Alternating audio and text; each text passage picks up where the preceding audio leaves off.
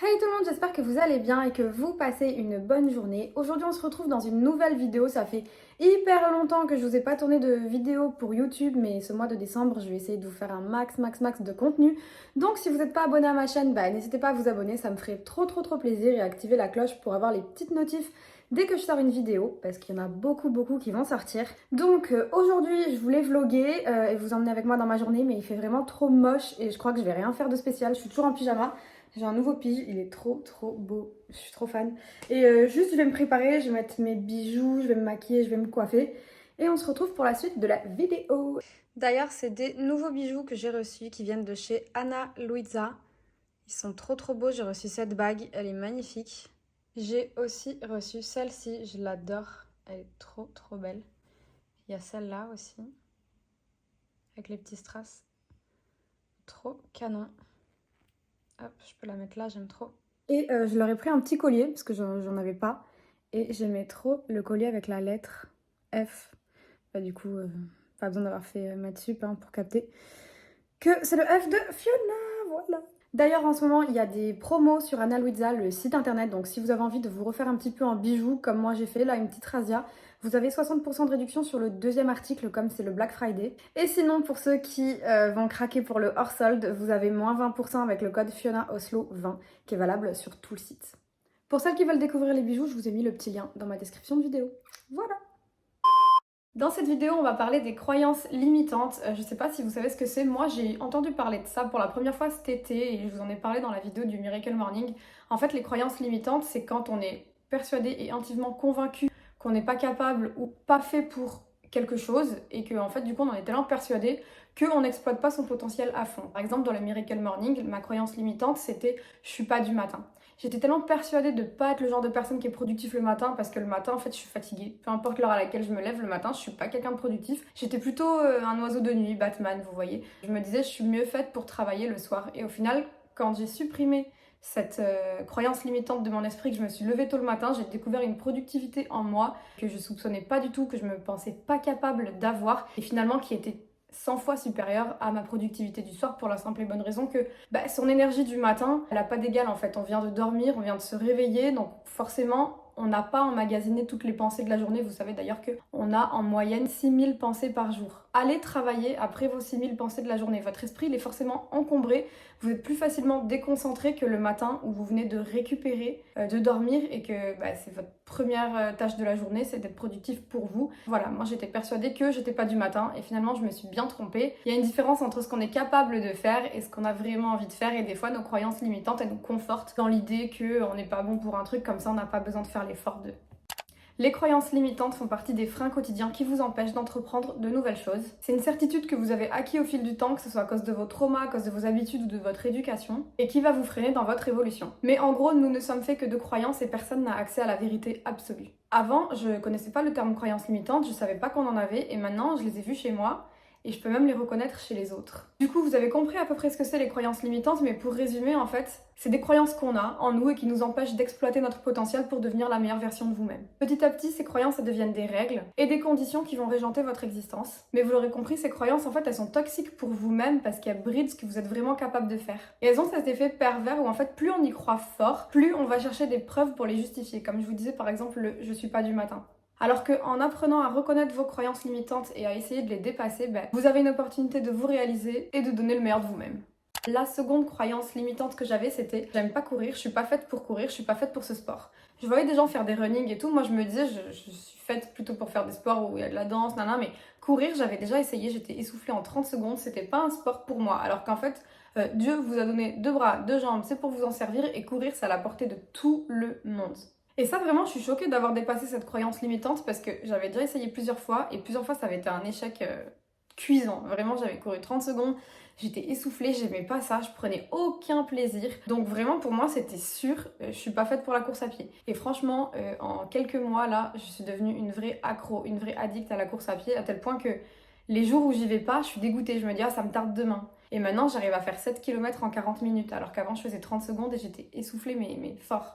Autre croyance limitante que j'avais, c'était j'ai pas le temps de lire. Par exemple, je voulais être quelqu'un, j'aime bien en fait me fixer des petits objectifs et je me dis genre j'aimerais bien commencer la lecture, parce que je trouve que les gens qui lisent, déjà, ils élargissent leur champ de vocabulaire, c'est-à-dire qu'ils ont plus de mots à leur actif. Et quand tu parles avec quelqu'un qui a un vocabulaire enrichi, ben genre, c'est hyper impressionnant. Enfin, moi, je connais des gens qui, quand on leur parle, on se dit waouh, ils respirent l'intelligence. Et vraiment, c'est la lecture, parce que forcément, tu lis des mots de quelqu'un d'autre, des mots que tu n'as pas forcément l'habitude d'employer. Tu le lis souvent, tu dis bah, je vais l'ajouter à mon petit dictionnaire de mon cerveau, des mots que j'emploie. Et je trouvais ça cool. Et du coup, j'ai commencé à lire des livres de dev perso, mais après, je lâchais l'affaire au bout d'un moment parce que j'avais plus le temps. Alors qu'en fait, ça aussi, c'est une croyance limitante. Je me dis, j'ai une vie hyper bien remplie, je fais déjà plein de choses, je peux pas en plus trouver le temps de lire. Mais en fait, même lire 10 pages par jour, on s'en fout, mais c'est déjà le fait de lire un peu tous les jours. Donc maintenant, je me dis plus, j'ai pas le temps de. Si j'ai vraiment une priorité, une liste de tâches à faire, bah, je priorise. Et même si c'est que 10 minutes par jour, bah, je prends le temps de lire 10 minutes par jour. D'ailleurs, si vous remarquez, souvent les croyances limitantes, elles commencent par je suis comme ci, je suis comme ça, je suis pas capable de. Des choses comme ça. Et moi, je me disais, genre, je suis trop vieille pour apprendre, par exemple, un nouveau sport. Ou je suis trop vieille pour commencer à apprendre une nouvelle langue. Genre là, j'ai 28 ans et je prends des cours de russe. Bon, ça fait 2 ans que je les prends, mais c'est vrai que il y a des gens, ils peuvent commencer des instruments de musique et ils vont se dire mais c'est trop tard, j'ai 30 ans. Mais en fait, c'est jamais trop tard. C'est encore une fois une croyance limitante. Il y a des gens, ils commencent leur sport super tard et ils deviennent professionnels. Alors, notre but, c'est pas de devenir des pros, mais ce que je veux dire par là, c'est qu'il y a déjà eu des footballeurs qui ont commencé le foot super tard par rapport à d'autres et qui ont percé au top niveau. C'est le destin, il faut y croire et il faut prioriser ce qu'on a vraiment envie de faire et faire ce qu'on aime. Et si on aime ce qu'on fait, bah, on le fait plus et du coup, on est dans un cercle vertueux, on s'améliore. Et il faut arrêter de juste se freiner à commencer des choses qu'on a envie de faire parce qu'on se trouve pas assez jeune pour commencer ou qu'on se trouve trop mauvais pour commencer. On s'en fout, juste si t'as envie de le faire, fais-le. Moi, c'était plutôt le je suis comme ça. Genre, je disais toujours ça quand j'étais en couple. Genre, quand vous êtes en couple, que vous avez des disputes avec votre mec ou avec votre copine, vous dites non, mais de toute façon, je suis comme ça en fait. Genre, je suis jalouse, donc je vais pas le changer. Et ça, bah, des fois, je me disais, je peux pas le changer, c'est mon caractère. Moi, je suis quelqu'un, par exemple, de bordélique. Mais en fait, ma famille l'a accepté, mon copain l'avait accepté quand on habitait ensemble, il n'en pouvait plus, mais en fait, tout le monde l'avait accepté. Du coup, bah, je travaillais pas ça sur moi. Parce que en mode, je suis comme ça, je suis comme ça, je suis comme ça. Des fois, bah, pareil, si j'étais jalouse d'une autre fille qui est proche de mon copain ou quoi, bah, j'allais dire, bah, je suis jalouse, c'est comme ça. Mais en fait, on peut pas dire ça. Je sais pas comment dire, et ça c'était une croyance limitante que j'avais grave ancrée en moi parce que je pensais que c'était mon caractère. À un moment donné, son caractère, bah, il est comme il est, on peut pas le changer. Et même maintenant que je vous en parle, ça me paraît logique. Et je pense que vous, derrière l'écran, vous vous dites, bah oui, c'est logique, on peut pas non plus tout changer. Des fois, on est comme ça, on est comme ça. Mais en fait, vos croyances limitantes, elles peuvent disparaître si vous les changez d'une autre manière. Par exemple, quand il y avait une fille qui était très amie avec mon copain, on me dit, t'es jalouse? Oui, j'étais grave jalouse. Maintenant, j'ai une note mentale. Je me dis, non, c'est elle qui devrait être jalouse de moi, parce que c'est mon mec. Tu vois. Et d'avoir la volonté de changer aussi, parce que si vous avez des croyances limitantes qui vous empêchent d'être épanoui, d'être heureux ou d'exploiter votre potentiel, bah essayez de les éliminer. Par exemple, le fait que je sois bordélique, oui, je suis bordélique. Je sais pas si c'est dans mon caractère, mais si je peux changer ça chez moi, bah effectivement, d'avoir un environnement de vie qui est plus rangé, bah, je suis plus productive dans mes idées, je suis mieux organisée. C'est assez logique, donc du coup, bah on peut pas tout changer chez soi, et surtout pas tout en même temps, mais il faut toujours être dans une optique de s'améliorer en tant qu'humain, en tant que personne, et comme le but, on va dire, c'est de toucher le bonheur, bah, si votre bonheur, il se trouve dans la réussite professionnelle, essayez d'avoir un environnement de travail rangé, même si vous êtes bordélique, vous pouvez travailler ça sur vous. Vous n'êtes pas toujours ce que vous croyez que vous êtes, vous pouvez être mieux que ça. En fait, c'est un peu tous les jours le premier jour du reste de ta vie, donc si tu as envie d'être that girl, sois pas coincé par tes anciennes pensées de toi-même au passé. Par exemple, genre, tu t'es prouvé toute ta vie que tu étais quelqu'un jaloux, paresseux, nanana. Bah, ça veut pas dire qu'aujourd'hui tu l'es. Donc vraiment, fais table rase complète, fin reset du passé, comme si tu étais une nouvelle personne à chaque journée qui commence. Donc là, je vous ai parlé des croyances limitantes que j'avais avant. Maintenant, je vais vous parler de celles que j'ai toujours, parce que c'est hyper dur de s'en enlever certaines quand on est vraiment intimement persuadé au fond de soi de quelque chose. Moi, je suis persuadée d'un truc, on ne pourra pas m'enlever cette certitude, je suis persuadée qu'on ne peut pas tout avoir. Vous imaginez que le but dans la vie, c'est d'être heureux sur un plan perso, professionnel, relationnel, que ce soit amical, amoureux. Mais pour moi, il y a toujours un domaine qui va pas. Quand on est hyper épanoui professionnellement, qu'on focus sa vie sur le professionnel, mais forcément on délaisse le relationnel. Ou au contraire, des fois, il y en a, ils font des tafs, ils sont moins impliqués dans leur travail, mais ils ont une vie sociale hyper riche, ils ont moins de responsabilités, donc ils se permettent de sortir le soir, d'avoir une vie sociale, waouh. Ou même l'amour, quand on parle d'amour, c'est hyper dur d'être heureux en amour. À partir du moment où je me dis que même les riches, ils ont des problèmes, que ce soit en amour, des ruptures difficiles, des trucs, bah je me dis en fait tout le monde peut avoir des problèmes. Quand on a l'argent, on veut l'amour, quand on a l'amour, on veut l'argent. Il y a toujours un truc qui va pas, selon moi. Quand t'as l'amour, tu veux la réussite, mais sans y laisser ta santé mentale. Et en prenant le temps pour toi, pour ton sport, pour ta vie sociale. C'est peut-être une question de volonté, d'organisation, ce que vous voulez. Pour tout, mais par contre pour tout ce qui est de domaine amoureux, relationnel, amical, pour moi, non, c'est un peu, pas au bonheur la chance, mais c'est par période. On peut pas être épanoui tout le temps sur un plan relationnel. Par exemple, moi là j'ai perdu grave d'amis dernièrement, je vous avais fait une vidéo d'ailleurs, je n'ai plus d'amis. Et il y a des périodes où ça va, genre là j'ai retrouvé un entourage sain, je suis vraiment entourée de gens hyper positifs et cool, mais l'année dernière quand je vous ai tourné cette vidéo, j'étais malheureuse. Pareil, pour les amours, il y a des moments où on est trop heureux en couple et après ça commence à se gâter et après c'est la rupture et après t'es au centième tout seul, tu peux jamais être constamment comme ça. Donc pour moi, il y a toujours quelques moments où ça va pas et ça va jamais tout en même temps. C'est une croyance limitante que j'ai. Et en vrai, j'essaie de la combattre, d'y croire, de croire en moi, en mon destin, en ma réussite, mais c'est hyper dur. C'est comme aller dire à quelqu'un qui croit pas du tout en Dieu que Dieu existe. Vous aurez beau lui dire mais Dieu il existe, c'est sûr, mais en fait si la personne dans son cœur elle y croit pas, elle va vous écouter, elle va vous entendre, mais en fait on peut pas contrôler ce en quoi on croit. C'est trop dur. Et en vrai, je vous dis tout ça, mais au fond de moi, je suis intimement convaincue que je peux dépasser cette croyance limitante. C'est-à-dire que pour l'instant, je l'ai. Pour l'instant, elle est vraiment en moi, mais je suis sûre qu'avec des exercices dont je vais vous parler plus tard dans la vidéo, je pourrais combattre ça. Avec des exercices par exemple comme la visualisation, on en a parlé dans un podcast d'ailleurs avec les filles, si vous n'écoutez pas le podcast, franchement allez le découvrir, il est trop bien. On fait des podcasts avec Yamina et Amélie qui sont deux personnes hyper inspirantes pour moi, c'est moi qui les ai choisies pour le podcast et c'est pas pour rien. C'est vraiment des filles, elles ont de la vision et je voulais vraiment faire un format un peu comme là, ce Facecam, en fait c'est un peu comme un podcast.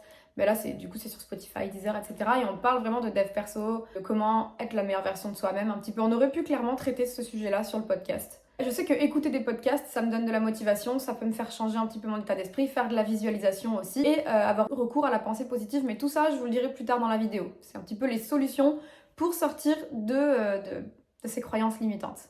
Je vais vous dire d'autres exemples de croyances limitantes que la société nous a donné pour que vous sachiez en fait qu'on est victime de ça depuis vraiment notre tendre enfance. Par exemple, il faut souffrir pour être belle. Cette femme, elle est devenue banale dans la vie d'une femme et en fait, c'est une excuse. Je peux très bien être belle sans souffrir. Si je souffre, c'est pas pour être belle, c'est par crainte de pas correspondre au dictat beauté dicté par les autres et par la société. Par exemple, l'épilation. Moi, j'ai envie d'être belle aux yeux de la société. Donc je vais m'épiler, donc oui je vais souffrir pour être belle. Mais en soi, c'est pas ça être belle. Ça c'est être belle vraiment aux yeux des autres et aux yeux de la société, aux dictats de beauté qu'on nous impose depuis qu'on est enfant. Et pour répondre à ces critères-là de beauté et ces standards de beauté qu'on nous impose depuis toujours, il n'y a pas que l'épilation que je fais, ça va être le maquillage, ça va être plein de choses. Ça va être par exemple des régimes, parce que dans les dictats de la société, il faut être fine. Moi par exemple, je fais des injections aux lèvres parce que c'était la tendance d'avoir des lèvres pulpeuses, mais ça fait hyper mal ce truc et vous n'êtes pas belle parce que vous faites ça, donc non, il faut pas souffrir pour être belle en fait. Pour être belle, il faut juste vous trouver belle. Voilà. D'autres croyances limitantes qui vous empêchent d'exploiter votre potentiel et que souvent les gens ont, ça va être je suis trop gentille, de toute façon je suis trop gentille, ou je suis trop timide. Donc du coup, vous n'allez pas oser être vous-même parce que vous êtes trop timide, parce qu'il y a des gens. En gros, vous osez pas être vous-même et vous osez pas croire en vous. J'ai envie de vous dire, genre, mettez-vous un coup de pied aux fesses et foncez. Genre, allez demander le numéro de ce mec si t'as envie de prendre son numéro et de garder contact ou son Insta ou son Snap. Va parler en public si t'as envie de parler en public. Va jouer du piano dans une gare si t'en as envie et pense pas au regard des autres. Osez demander une promotion à votre boss aussi si vous pensez en être légitime et ne vous contentez pas de vous dire je suis trop timide pour faire ça. Ou je suis trop réservée pour faire ça, ou je vais pas oser. Non, vraiment faites-le, genre vraiment réfléchissez pas. Et croyez en vous-même et dites-vous, si là, genre, vous savez un petit peu le principe du main character, on en a beaucoup entendu parler cet été. Si vous regardiez un film et que le personnage principal c'était vous, c'était quelqu'un qui travaille dans une boîte, qui dead ça, qui fait ses objectifs, etc. Est-ce que vous auriez envie de lui dire, allez, va demander une promotion, tu la mérites? Oui, alors faites-le. En fait, les croyances limitantes, qu'elles soient sur un plan personnel, professionnel, elles vous empêche de sortir de votre zone de confort et elle vous enferme au contraire dans une zone de confort dont vous n'avez pas vraiment envie de sortir parce que vous êtes confortable dedans. Vous êtes confortable dedans parce que en sortir et tenter des choses pour vous améliorer, vous, sur tous les plans de votre vie, ça serait prendre le risque d'échouer et vous avez peur de l'échec. Surtout vu que vous croyez pas en vous et que vous êtes persuadé que c'est pas pour vous. La PNL, c'est la programmation neurolinguistique. Je sais pas si d'ailleurs PNL, le groupe, ils se sont appelés PNL à cause de ça. Bref. Ils ont classé les croyances limitantes en 3 catégories. Celles relatives au désespoir, celles relatives à l'impuissance et celles relatives à la dévalorisation. Bien sûr, ces freins psychologiques ils peuvent évidemment se desserrer et faire place à des croyances aidantes, basées sur la confiance en soi et du coup la pensée positive. En fait, il faut se forcer à suivre un cheminement étape par étape. Déjà, faut pas être très pressé, c'est hyper dur de se débarrasser d'une croyance limitante. Donc vraiment, croyez en vous, soyez indulgent avec vous-même, passez les étapes les unes après les autres doucement et vous arriverez au bout à déconstruire ces croyances limitantes que vous aviez depuis peut-être toujours. Donc maintenant, comment on fait pour se débarrasser de ces croyances limitantes et du coup devenir that person that girl, la personne que vous voulez vraiment être et que vous êtes capable d'être, mais que vous n'avez pas envie pour l'instant, parce que vous êtes intimement convaincu que c'est pas pour vous. Déjà, identifiez les croyances limitantes qu'on a. C'est pour ça que tout à l'heure, je vous disais, souvent ça commence par « je suis comme ci, je suis comme ça », pour vous donner des excuses. « Je suis pas capable de, je suis trop vieille, trop vieux, trop machin, trop truc pour… » Tout ça, c'est des croyances limitantes. Il est absolument indispensable d'apprendre à identifier vos croyances limitantes pour pouvoir s'en défaire. Il faut aussi se débarrasser des expériences du passé. C'est pour ça que je vous disais toujours, aujourd'hui c'est un autre jour, vous pouvez être une nouvelle personne, parce que si vous avez échoué quelque chose, vous n'avez pas envie de le recommencer. Votre cerveau, il a accepté l'idée que ça, vous avez connu l'échec avec cette expérience-là. Et du coup, vous voulez pas le recommencer. Comme moi, le running. Le running, j'ai essayé plein de fois, c'était un échec cuisant. Et à partir du jour où j'ai eu un déclic et je me suis dit non, je veux aller courir parce que j'avais lu dans un livre, enfin plein de trucs, et du coup j'ai eu ce déclic-là, j'ai réussi et j'étais choquée. J'ai fait 40 minutes et j'ai fait pratiquement 5 km. J'étais là, moi?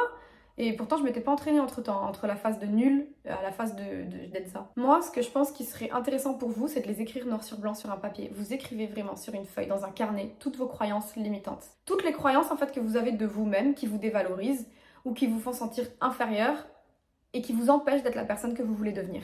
Et n'oubliez pas du coup que le passé n'est pas le reflet de l'avenir. C'est pas parce que vous avez échoué hier dans un domaine que vous allez échouer demain dans le même domaine. Ensuite, deuxième petit conseil, utilisez la méthode Coué. Alors ça, la méthode Coué, j'en ai entendu parler plein de fois de ce mot, même déjà avec Coué sur Énergie, genre en mode la méthode Coué ou… Non, c'était une émission télé carrément. Mais je savais pas en fait que c'était un principe de base du développement personnel, mais si vous saviez à quel point il est important, c'est peut-être même la méthode fondatrice du développement personnel et de l'effet placebo. Je vous explique. C'est clairement l'origine de la pensée positive et de l'autosuggestion. Plus vous allez vous répéter 20 fois par jour, je suis la meilleure, je suis la meilleure, je suis la meilleure, je suis la meilleure, je vais réussir, je vais réussir, je vais réussir ça, je vais réussir ci. Plus vous allez en fait convaincre votre cerveau que c'est vrai. Il y a même un exercice, vous pouvez le faire par exemple avec un collier avec des perles et vous mettez toutes les perles d'un côté, et, enfin chacune les unes après les autres, et vous répétez autant de fois qu'il y a de perles. Donc s'il y a 20 perles dans votre collier, vous allez faire par exemple je vais réussir mon oral d'anglais, je vais réussir mon oral d'anglais, je vais réussir mon oral d'anglais, je vais réussir mon oral d'anglais, et vous les faites toutes. Et vous allez vous persuader, et vous le dites ça 20 fois par jour, ou le matin. Le matin, c'est très bien de faire des pensées positives le matin, parce que ça conditionne toute votre journée à être positive. Et vous pouvez faire ça pour tous les domaines. Par exemple, moi qui ai une croyance limitante du fait qu'on ne peut pas être heureux dans tous les aspects, moi clairement, je pourrais avoir un collier là avec des perles et dire je peux être heureuse et épanouie dans tous les domaines, pro-perso. Je peux être épanouie et heureuse dans tous les domaines, pro et perso, et me convaincre de ça. Et il y a certaines personnes qui disent du coup que le docteur Coué, il est à l'origine de la pensée positive du développement personnel, comme je vous ai dit, mais également de l'effet placebo. Parce que justement, en fait, si vous prenez, c'est comme un médicament en soi. Vous avez l'impression de prendre le médicament, donc vous allez plus avoir mal au ventre, alors qu'en fait, c'était pas un médicament, c'était rien. Voilà, ça c'est l'effet placebo.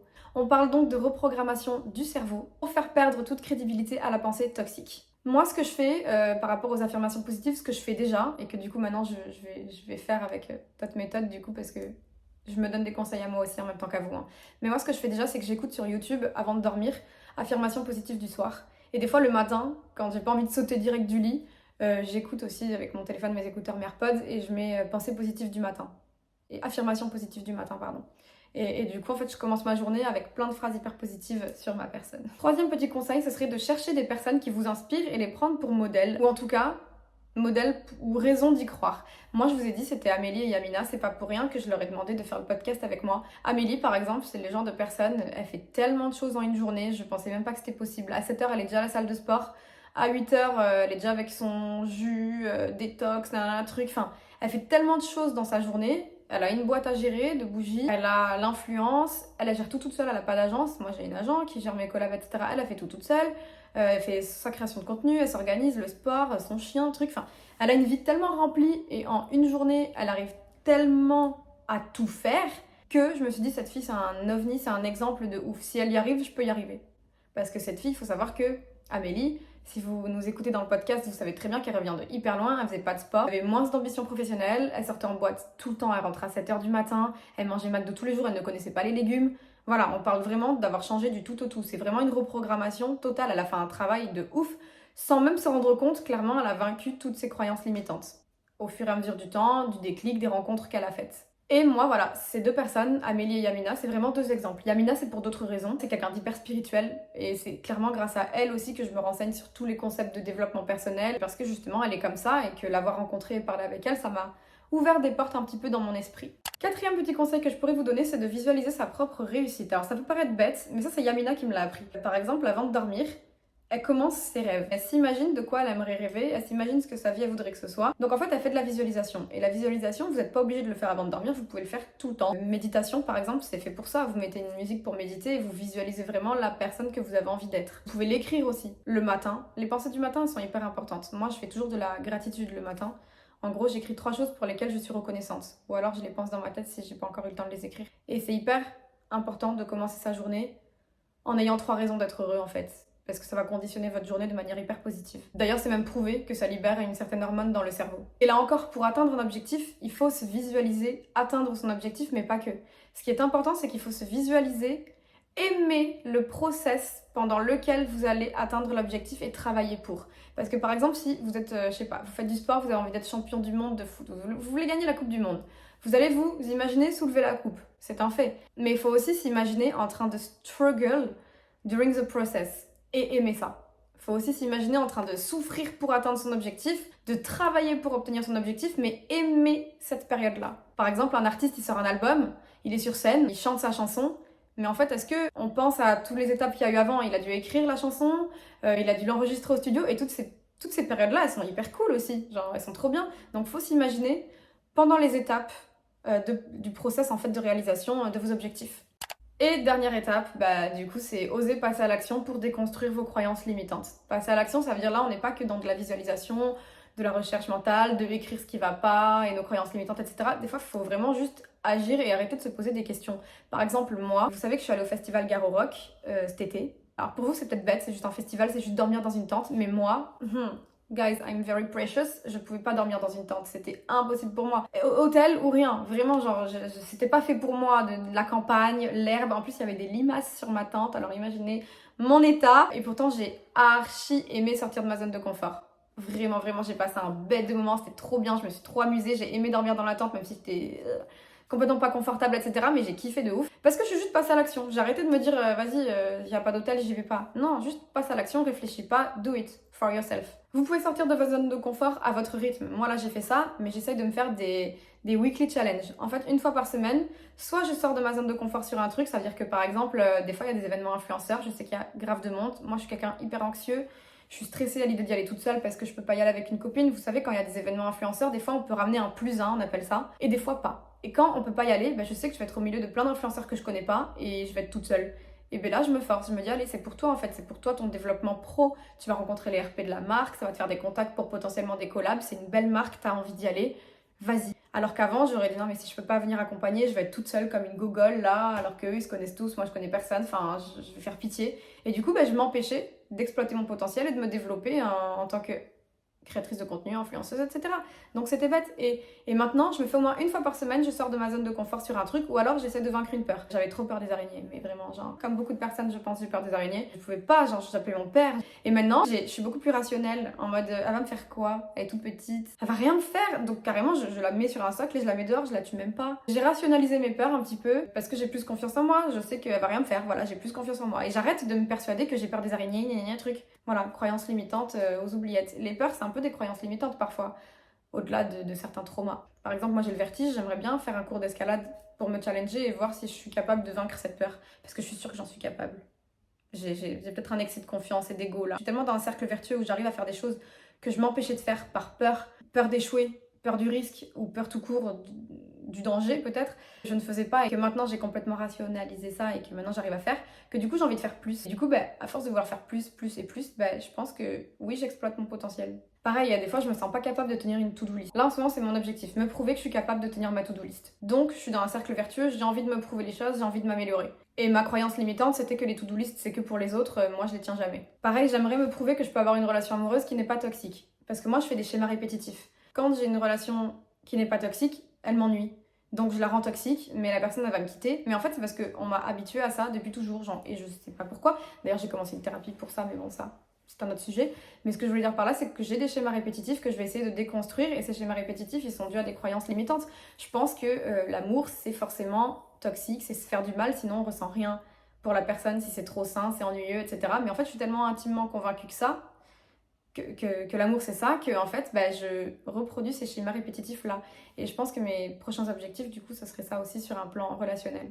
Voilà, professionnel, tenir une to-do list, relationnel, personnel, ça va être d'arrêter mes schémas toxiques. Donc voilà, j'espère que cette vidéo vous a plu, que vous aurez appris des choses sur vous-même, peut-être sur moi aussi en même temps, mais l'essentiel c'est surtout d'en apprendre plus sur vous-même pour vraiment devenir la meilleure version de vous-même, devenir la personne que vous avez envie d'être, qui sera épanouie sur les domaines qu'elle a envie. Vous êtes capable de faire plus que ce que vous faites actuellement, vous êtes capable d'être une meilleure version de vous, d'atteindre vos objectifs, d'être ça dans votre vie et d'être heureux. Donc croyez en vous, supprimez vos croyances limitantes, elles sont là juste pour vous bouffer la vie et vous convaincre que vous n'êtes pas capable de, mais si vous l'êtes, et si vous en avez envie, vous pouvez déconstruire complètement tous ces schémas toxiques qu'on vous impose depuis que vous êtes petite, qu'on vous impose par vos échecs, par votre passé, ou par tout simplement vos schémas répétitifs ou vos pensées réductrices en fait de vous-même, parce que vous vous dévalorisez aux yeux des autres, parce que vous vous comparez et qu'il y a plein de choses. Mais voilà, je pense qu'on fera une vidéo sur la confiance en soi, peut-être pour justement prendre confiance en nous assez pour nous débarrasser de nos croyances limitantes et pour oser passer à l'action. Mais en tout cas, j'espère que cette vidéo vous aura fait un petit peu réfléchir, qu'elle vous aura un petit peu ouvert des portes à d'éventuelles possibilités pour atteindre le bonheur de plusieurs manières possibles. Et n'hésitez pas à me dire ce que vous en avez pensé en commentaire, ça me ferait très plaisir. Si vous avez des idées de vidéos ou des problématiques que vous aimeriez que j'aborde sur la chaîne ou sur le podcast avec les filles, n'hésitez pas à me le dire également, ça me ferait très plaisir de vous aider. Et du coup, je vous dis à mercredi prochain pour une prochaine vidéo. Et d'ailleurs, j'y pense. Peut-être faire des vlogmas, mais dites-moi en commentaire si ça vous plairait. Ciao ciao tout le monde. Les amis, on n'oublie pas le petit like et on n'oublie pas que le site Ana Luisa fait des grosses promos pour le Black Friday. Il y a moins 60% de réduction sur le deuxième article que vous achèterez ou moins 20% de réduction sur tout le site hors solde avec le code FionaOslo20. Donc voilà, si vous voulez des nouveaux bijoux, bagues, colliers, bracelets, boucles d'oreilles, ils font plein de choses.